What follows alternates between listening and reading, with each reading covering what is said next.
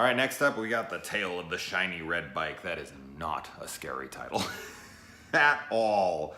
Kind of reminds me a little bit of like Milo. A little callback to a buddy of mine, Gurge Malone's favorite frickin' movie, Milo. Anybody ever seen that damn movie? Some cheap, like straight to VHS, killer kid movie. Kid's wearing like a yellow rain slicker. He's always riding his bike around.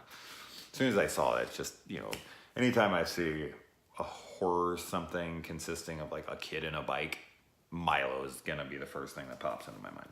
So in the opening of this, we get a kid who dies falling into a washway as this guy like turns it on. The rapids are coming down that washway and he falls over. They got like the ricketiest ass handrails that the kids just pressed up against, and it just falls right off, like the nail just loosely comes out. It's like, wow, who built that? I hope the city paid up because that thing was cheap.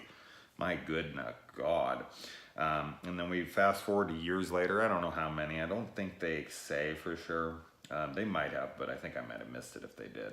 But it's got probably like, I don't know, 4 or 5 years later, because the kid who was there with him has aged pretty considerably, at least 5 years.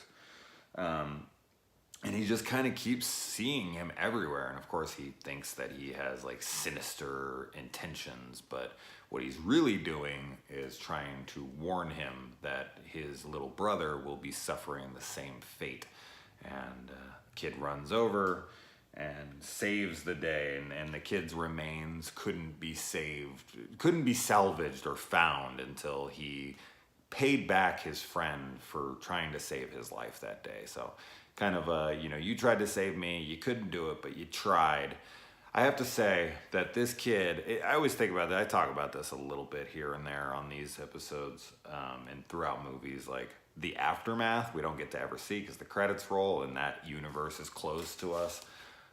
But like when we leave that, we have to assume that that kid is still going to be looked at like a nutcase. Like he was in class, like, oh my God, like his friend died in front of him. So I think people would cut him some slack, but he'd still be that kid that thought he saw ghosts for years. He probably never lived that down. Although he saved his brother's life, so he's kind of the hero to his family, but he would still get, some serious crap at school. But yeah, that's really all that happens here. I mean, I have to say, like, and I say this a lot too, like if I saw something like that, like you can't deny what you're seeing. Your eyes, whatever you see is your reality.